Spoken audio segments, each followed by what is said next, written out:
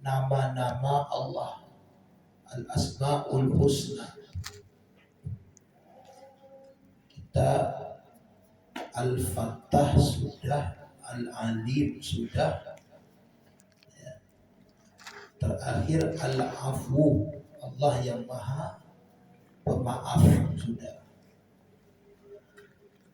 Pagi ini kita akan masuk pada nama Allah.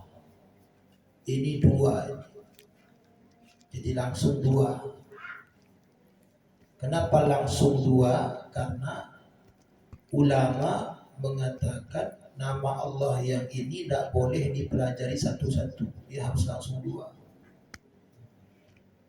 Kenapa? Karena nama Allah yang ini punya makna yang bertolak belakang. Jadi dua namanya bertolak belakang. Kalau dipelajari satu saja orang salah paham. Ya.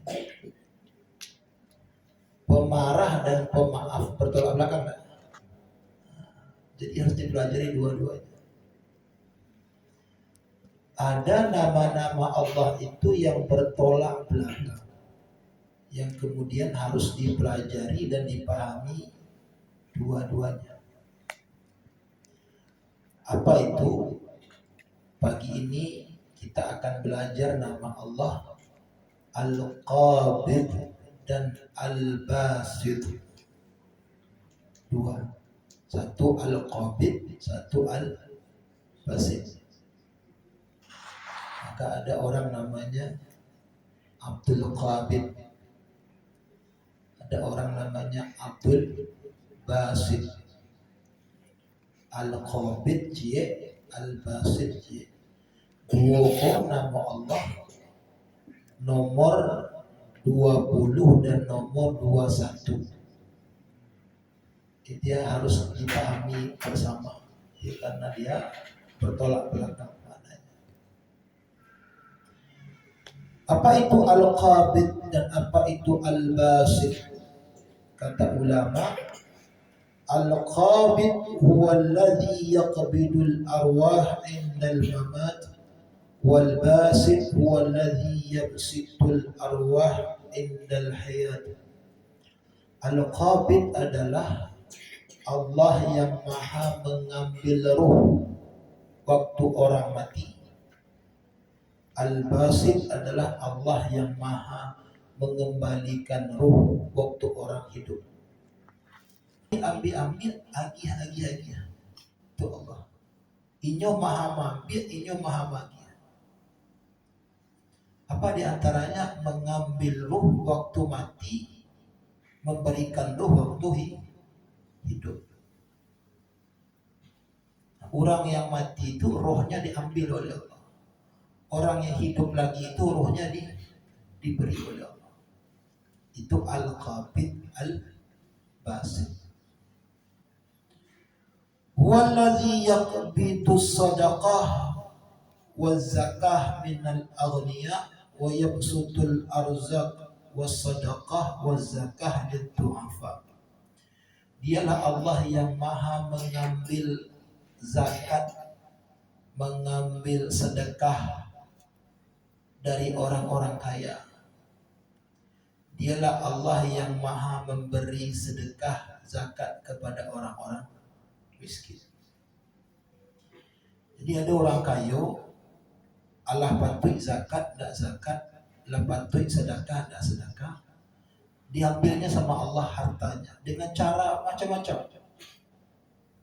Coba perhatikanlah.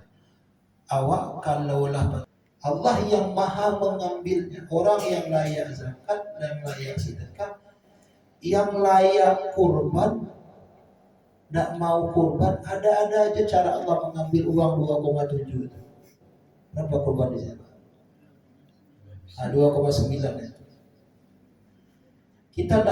Kita sudah layak kurban, uang ada tapi tidak mau kurban. 2,9 nanti diambil oleh Allah mungkin 4,9, 5,9. Lebih gadang boleh. Ada aja cara Allah mengambil kita. Jadi kewajiban orang kaya yang tidak dia tunaikan diambil oleh Allah uangnya. Ada aja caranya.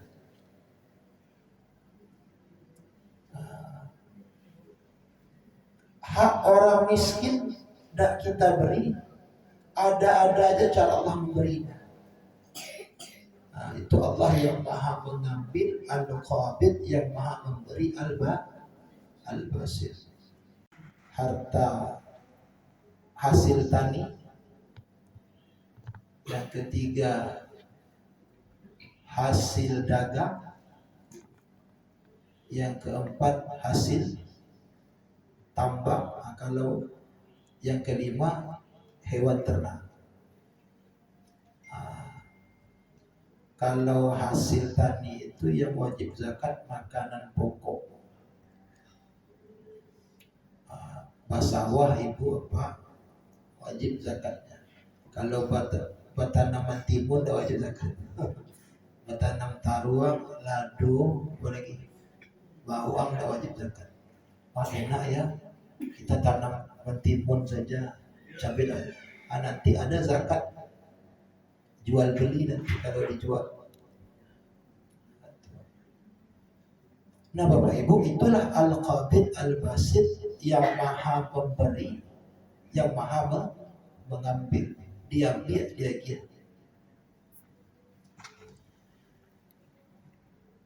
Al-qabid huwallahu allazi yaqbidu rizqa 'anil fuqara wal basit huwallahu allazi yabsitu rizqa 'alal aghniya.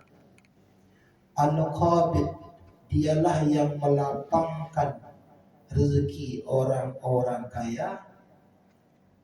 Al-basit dialah yang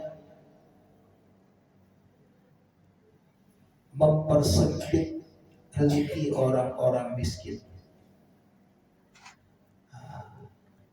Jadi al-qabid itu melapangkan, al-basit itu mempersempit.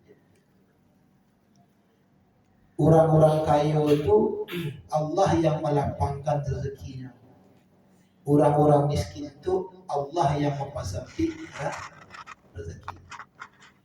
Saya tanya Bapak Ibu, tidak usah jawab nanti ketahuan, tapi jawab dalam hati saja. Bapak Ibu merasa kaya atau merasa miskin? Kalau yang merasa kaya, Allah yang melapangkan rezeki Bapak Ibu, rezeki kita. Kalau miskin, Allah yang mempersempit rezeki itu. Bapak Ibu yang dirahmati Allah, saya akan berhenti di sini. Saya mau kasih satu statement. Coba dengarkannya. Orang maling dimasukkan oleh polisi ke dalam penjara. Orang maling dimasukkan oleh polisi ke dalam penjara. Pertanyaan saya, siapa yang memasukkan polisi ke dalam penjara? Siapa yang memasukkan maling ke dalam penjara? Bukan polisi sebenarnya. Perangai dia. Dia tidak. Yang masuk penjara itu maling. Dia maling yang masuk penjara. Dia ulah karajoinya sebenarnya. Polisi itu cuman Allah jahit dah. Dipersempitnya rezeki saya sampai saya miskin ini, jahat sekali Allah, dipersempitnya. Allah itu mempersempit rezeki itu ulah awak saja. Jadi sebenarnya kita yang mempersempit rezeki kita, perangai kita, cuman Allah yang mengeksekusinya. Nah, jadi bukan Allah yang mempersempit, kita yang mempersempit perangai kita. Bukan Allah yang memperlapang, perangai kita yang memperlapang. Cuman Allah mengeksekusinya. Kata ulama, pertama adalah sikap kasar. Itu faktor pertama. Apa? Sikap kasar. Orang kalau kasar mah orang belanja tapi, ya kan? Logis. Malaslah beli lotek di situ, loteknya enak tapi penjualnya kasar. Sebaliknya faktor yang memperlapang rezeki lemah lembut. Ini betul belakang. Kalau kita kasar, Allah persempit rezeki kita. Kalau kita orangnya lemah lembut, Allah perlapang rezeki kita. Maaf nih, saya sebut merek ya. Kenapa orang beli ke Budiman? Tanggal 1 itu antri orang beli itu. Padahal beli di Tape Biaso dan antri. Tapi di Budiman Bali. Kenapa? Bapak Ibu pernah belanja di Budiman? Ramah ya. Bisa kami bantu Pak. Yang masukan belanja waktu ke dalam masuk. Kalau untuk aja uang bangkit tuh. Coba di warung-warung biasa. Jarang yang seperti itu. Yang pernah beli di warung biasa. Kasihanlah kita beli di warung biasa biar beli 1 botol aqua, ya 1 botol minum. Ada soy bu, soy, saya buat pakai soy. Nak lu ada pada kau ada anak, oh ya jadi soy. Masukan curang. Kalau di Budiman bah, masuk aja. Rasa-rasa, terima kasih Pak Bu, lembut orangnya. Gitu. Ya. Nah, wa minha diantaranya selain kasar, yang kedua pelit. Pelit mempersempit rezeki. Lawan pelit. Apa lawan pelit? Dermawan.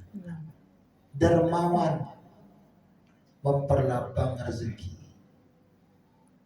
Tuh, dua. Pelit mempersempit rezeki. Sikap pelit kita membuat Allah mempersempit rezeki Allah. Sikap dermawan kita membuat Allah memperlapang rezeki kita. Saya dulu pernah ngomong di sini, kata ulama, jadilah talang air. Dan pernah Bapak Ibu lihat talang air? Sebelum air datang ke situ, air hujan itu lewat talang, baru masuk ke dalam ember yang menampung. Talang air itu sebagai wasilah air. Talang air basah. Jadi kalau apa Ibu, kalau awak menjadi wasilah rezeki orang, awak pun berazeki. Acok baragi ke orang, awak pun acok diagi oleh Allah. Sebanyak pitih masuk, sebanyak pitih keluar. Masuk, tidak keluar, apa yang terjadi? Hah? Ibu, bapak makan, tidak ke WC aja dia. Sakit baru. Kalau keluar, tidak masuk, apa yang terjadi? Dehidrasi. Jadi ada yang masuk, ada yang keluar. Wa minha, diantaranya malas mempersempit rezeki. Apa lawan malas? Rajin memperlapang rezeki. Itu dia. Itulah al-qabid al-basit. Yang terakhir, al-qabid huwa alladhi yaqbidul quluba hatta yudayyiqaha. Al-qabid dialah Allah yang menggenggam hati sampai sempit. Sampai hati itu Allah yang mempersempit. Al-qabid. Al-basit huwa Allahu alladhi yuwassi'ul quluba, yabsutul quluba hatta yuwassi'uha. Al-basit dialah Allah yang memperlapang hati. Jadi al-qabid dia Allah yang mempersempit. Yang dipersempit oleh Allah, pertama rezeki, kedua hati. Al-Basit dialah Allah yang memperlapang. Apa yang diperlapang oleh Allah? Pertama rezeki, kedua hati. Bapak Ibu, hati Bapak Ibu lapang atau sempit? Alhamdulillah. Samojo rasa kita di. Kalau lapang hati Bapak Ibu, Allah yang memperlapangnya itu. Kalau sempit hati Bapak Ibu, Allah yang mempersempitnya itu. Mau pensiun, pinjam duit ke bank. Gunanya bagus. Kami ke pensiun lagi. Sampingnya rumah Rasul. Pinjam duit kali palapang. Apa kalau rumah samping pun tidak bisa. Dan pinjam duit dari perlapang rumah, tapi masih pusing. Rupanya bukan rumahnya yang sempit, hatinya ya sempit. Kurang kalau hati sempit, lapangnya rumahnya, pani yang jadi duitnya. Kurang kalau hati lapang. Di Jakarta dulu waktu saya kuliah, saya lihat orang-orang itu tinggal satu bedeng, anaknya sampai 5, 2 keluarga satu bedeng. Kadang kalau malam masuk motornya ke rumah, kursi tamunya diimpit karena tidak ada ini. Sempit sekali. Mau sholat tidak bisa karena tidak ada tempat bentangkan sajadah, sempit sekali. Tapi enak hidupnya, kenapa? Hatinya lapang. Jadi kalau hati lapang itu sampai pun senang. Kalau hati sempit, sampai lapang pun susah. Ternyata takfirul dzunub wal ma'asi, banyak berlaku dosa dan maksiat. Itu yang pertama. Jadi banyak maksiat, banyak dosa, hati sempit. Siapa yang mempersempit? Kita sebenarnya. Kelakuan kita. Allah yang mengeksekusi. Itulah Al-Qadir. Wa minha al-hasadu, iriha hati. Itu sampai ada sakit. Ada dua jenis iri itu. Yang bahaya itu yang pertama ini wajar. Orang dapat, kita tidak dapat. Wajar lah. Yang bahaya itu orang dapat, kita dapat, tapi kita tetap iri dengan orang. Kok dapat? Orang tuh tidak dapat. Itu yang bahaya. Awak dapat, orang dapat, iri juga. Jadi iri itu Bapak Ibu bukan tentang kita. Iri itu tentang orang lain. Jadi bagaimana ya saya bisa seperti dia? Itu irinya tidak apa-apa. Dia tidak boleh itu. Bagaimana dia tidak bisa seperti itu? Itu yang iri. Pak ayo supaya aku bisa kaya bantu ibu itu, bantu apa itu tidak apa-apa. Tapi Pak supaya apa ibu itu tidak bisa kaya, itu iri itu. Nah, itu hasad. Makanya yang pertama ini boleh dianjurkan oleh Allah, iri yang pertama ini dalam 3 hal. Jadi iri lah Pak Ibu dalam 3 kok tidak sampai rezeki. Apa tuh? Yang pertama kata ulama, irinya orang melihat orang kaya yang selalu mendermakan hartanya. Dia apa tuh kurbannya saikua jawi, orang saikua bertujuan. Apa tuh saikua jawi orang di bilo lah bisa bantu itu tuh. Nah, iri kita dalam konteks bagaimana bisa kita seperti itu boleh. Mengirikan orang kaya yang selalu mendermakan harta. Yang kedua, mengirikan orang ibadah yang selalu beribadah siang dan malam. Orang ibadah iri wah. Ibu tuh puasanya Senin Kamis nanti. Tak tinggal-tinggal bilolah aku bisa waktu itu tuh. Ini boleh. Dia apa tuh tiap malam baca Quran. Bilolah aku bisa waktu itu tuh. Itu boleh tuh. Yang berapa? 2. Yang pertama apa tadi? Mengirikan orang kaya yang selalu mendermakan hartanya. Yang kedua, mengirikan orang ahli ibadah yang rajin ibadahnya. Yang ketiga, mengirikan orang berilmu yang manfaat ilmunya. Dia apa tuh ilmunya yo santi yang mana ajan orang bilu lah bisa bentuk itu tuh. Ini 3 ini boleh. Tapi di luar yang 3 ini, iri itu dapat mempersempit hati. Hukum dunia. Yang ketiga, cinta dunia berlebih-lebihan.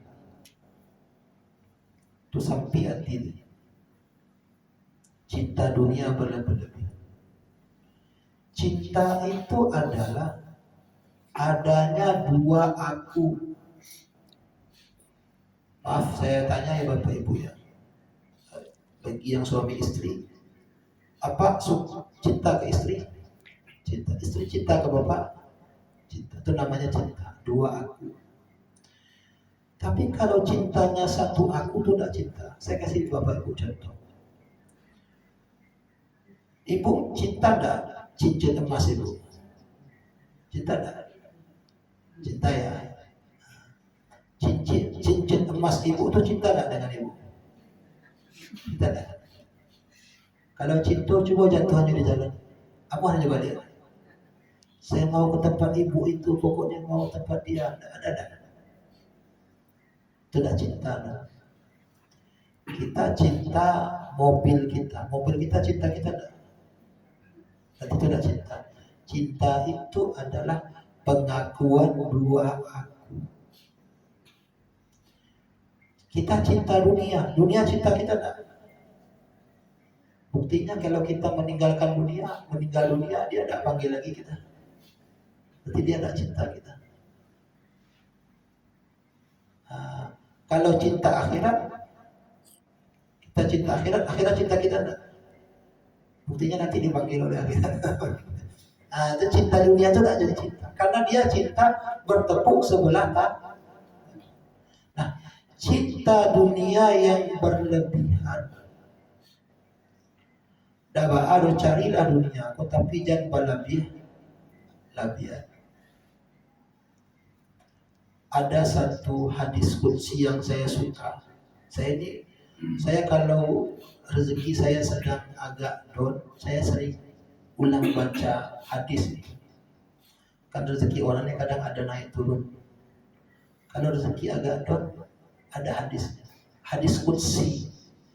Apa firman Allah dalam hadis qudsi? Katanya begini, kata Allah. Hai manusia, akulah Allah yang al-basit, yang maha memberi rezeki, yang maha melapangkan rezeki. Apakah kamu ragu aku bisa mendatangkan rezeki ke pintu rumah? Ragu enggak? Yakin tak Allah bisa datangkan rezeki ke pintu rumah kita? Kata Allah, berusahalah, bekerjalah, jangan berlebih-lebihan. Ini yang saya suka dalam hadis qudsi itu. Saya kutip verbatimnya bahasa Indonesianya saja. Aku tidak pernah menuntutmu melakukan kewajiban esok hari ini. Benar atau tidak? Sembahyang subuh hari Senin bila karajuan? Hari Minggu nak saya karajuan. Hari Minggu kok karajuan saya kewajiban subuh hari Minggu hari Ahad. Salat Jumat petang karajuan petang. Besok karajuan besok. Kurban 2027 bila bayar? bayi bisu dan kini bayi segini. Aku tidak pernah menuntutmu melakukan kewajiban esok hari ini. Kata Allah, maka jangan menuntutku rezeki hari esok hari ini. Itu Allah. Jadi rezeki bisu Allah lagi bisu. Rezeki ini Allah lagi ini. Jadi jangan banyak nuntut ya Allah. Saya mau umroh tahun 2030 ya Allah. Kasih uangnya sekarang. Rezeki besok lagi. Rezeki ini jadi tuntut. Ya Allah, jadi